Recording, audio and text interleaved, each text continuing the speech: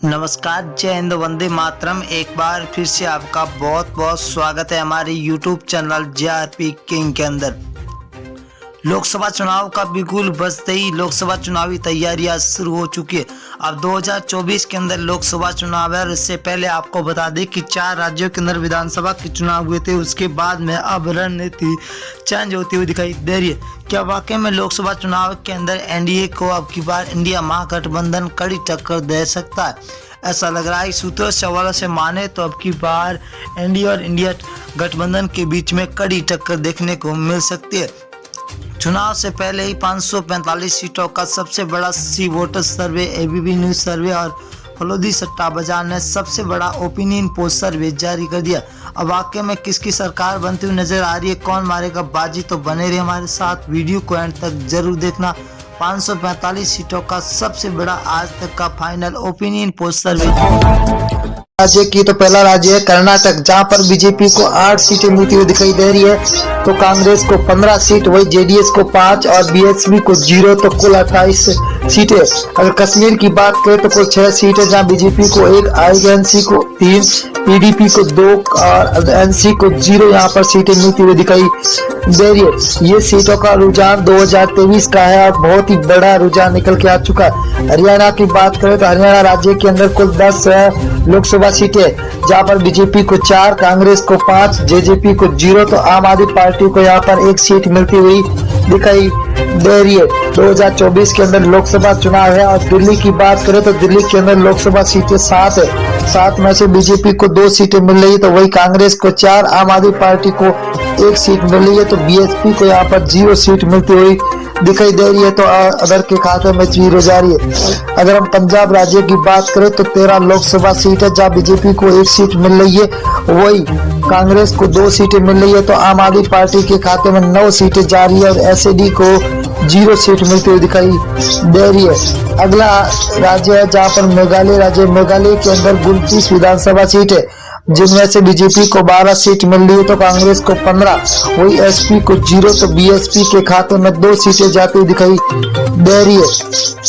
अगला राज्य झारखंड, झारखंड की बात करें दोस्तों तो यहाँ पर 19 लोकसभा सीटें, जहाँ बीजेपी को 6 मिल रही है, तो वही कांग्रेस के खाते में 8 सीटें जा रही है, तो जेएमएम के खाते में 5 सीटें जा रही है, तो आरजेडी के खाते में 0 सीट मिलती हुई दिखाई दे रही है। आंध्र प्रदेश राज्य की बात करें तो यहाँ पर लोकसभा सीटें 25 है।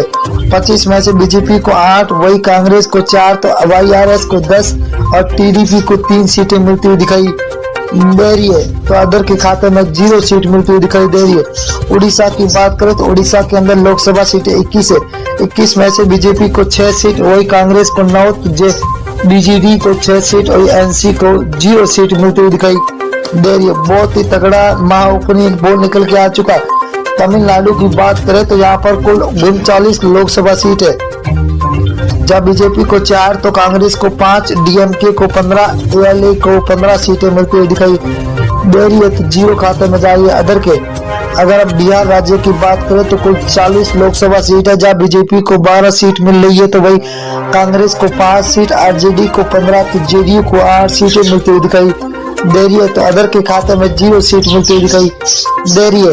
अगला है राजस्थान, राजस्थान के अंदर कुल लोकसभा सीट है 25 में से बीजेपी को 10 सीट है, तो कांग्रेस को 14 सीट, वही आरएलपी के खाते में 1 सीट जा रही है, तो आम आदमी पार्टी को यहाँ पर 0 सीट पर संतोष होना पड़ रहा है, तो अंदर खाते में 0 सीट।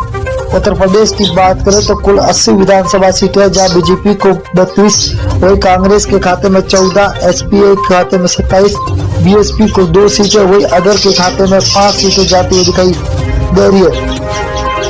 अगला राज्य है उत्तराखंड, उत्तराखंड के अंदर 5 लोकसभा सीटें, जिनमें से बीजेपी को 3 सीट, वही आईएनसी को 2, तो बीएसपी को 0, आम आदमी पार्टी के खाते में 0 सीट मिलती हुई दिखाई दे रही है, तो यहाँ पर अदर के खाते में अभी 0 सीट जाती हुई दिखाई दे रही है। पश्चिम बंगाल की बात करें तो कुल लोकसभा सीटें 42 है, 42 में से 17 बीजेपी के खाते में जाते हुए दिखाई दे रही है, तो वही आईएनसी को 0 सीट है, तो टीएमसी को 25 सीट है, सीपीआईएम को 00 सीट मिलती हुई दिखाई दे रही है। आंध्र प्रदेश की बात करें तो आंध्र प्रदेश के अंदर लोकसभा सीटें 2 है, जहां पर बीजेपी को 1 सीट मिल रही है, तो यहाँ पर कांग्रेस को खाते में 1, एसपी को 0, तो बीएसपी के खाते में भी 0 सीट जाती हुई दिखाई दे रही है तो अदर के हाथों में 0। अगर हम मेघालय की बात करें तो मेघालय के अंदर लोकसभा सीटें 2 है। 2 में से बीजेपी के खाते में 0 सीट, 1 सीट जा रही है तो वही कांग्रेस को 1 सीट मिल रही है। तो एसपी को 0 तो बीएसपी के खाते में भी 0 सीट जाती हुई दिखाई दे रही है। अगला राज्य है जहाँ लक्षद्वीप है। लक्षद्वीप के अंदर लोकसभा सीट 1 है, वही 1 कांग्रेस के खाते में जाते हुए दिखाई दे रही है। तो बीजेपी को यहाँ पर 0, एसपी और बीएसपी के खाते में भी 0 सीट जाती हुई दिखाई दे रही है। अगला राज्य है महाराष्ट्र। महाराष्ट्र के अंदर 48 विधान लोकसभा सीटें हैं जहाँ बीजेपी को 15, कांग्रेस के खाते में 14, तो एसएचएस को 10 और एनसीपी को 8 सीटें मिलती दिखाई दे रही है। तो अदर के खाते में 0 सीट जाती हुई दिखाई दे रही है। छत्तीसगढ़ के राज्य की बात करें तो यहाँ पर लोकसभा सीटें 11 में से बीजेपी को 6 सीट मिल रही है। तो आईएनसी के खाते में 5, आम आदमी पार्टी को 0, बीएसपी को यहाँ पर 0 सीट मिल रही है। तो अदर के खाते में भी 0 सीट जाती हुई दिखाई दे रही है। तेलंगाना की बात करें तो कुल 17 लोकसभा सीटें जहाँ बीजेपी को 3 सीट, वही कांग्रेस को 5, तो टीआरएस को 7, एआईएम को 2 सीटें मिलती हुई दिखाई दे रही है। बहुत ही बड़ा तगड़ा झटका लगता हुआ दिखाई दे रहा है आपकी बात। अगर केरल की बात करें तो केरल के अंदर 20 विधान लोकसभा सीटें जहाँ बीजेपी को 1 सीट मिल रही है, तो कांग्रेस को 10 सीटें, वही एलडीएफ को 9 सीटें मिल रही है। तो यूडीएफ को लगभग 0 सीट मिलती हुई दिखाई दे रही है। तो अदर के खाते में 0 सीट जाती हुई दिखाई दे रही है। असम राज्य की बात करें तो कुल 14 सीट है जहाँ बीजेपी को 7, को कांग्रेस को 6, एआईयू को 3 और अदर के खाते में 0 सीट जाती हुई दिखाई दे रही है। बहुत ही बड़ा तगड़ा झटका सभी को मिलता हुआ दिखा है। गुजरात की बात करें तो कुल 26 लोकसभा जब बीजेपी को 12, कांग्रेस को 6, तो आम आदमी पार्टी को 8, बीएसपी के खाते में 0 सीट जा रही है। तो अदर के खाते में भी